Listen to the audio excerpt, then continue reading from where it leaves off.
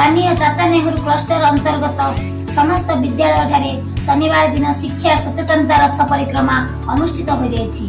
एही कार्यक्रम रे रंगेलुंडा गोष्ठी शिक्षा अधिकारी श्री देवेंद्र बेहरा निर्देश क्रमे अतिरिक्त गोष्ठी शिक्षा अधिकारी Shri Sukanta Kumar Jena, Chacha Nehru cluster CRCC Banko Pradhan Shri Anuj Kumar Pradhan, Subuddhi Devi, Shrimati U Bharati, Bhagwan Biswal प्रमुख रथ परिक्रमा रे उपस्थित रही सहयोग करने समस्त विद्यालय शिक्षक शिक्षयित्री और छात्र छात्री स्वागत करने प्रचार पत्र बंटन कर शिक्षा सचेतनता रथ सरकारी उच्च प्राथमिक विद्यालय बाहरी मेडिकल कैंपस उच्च विद्यालय शेष कर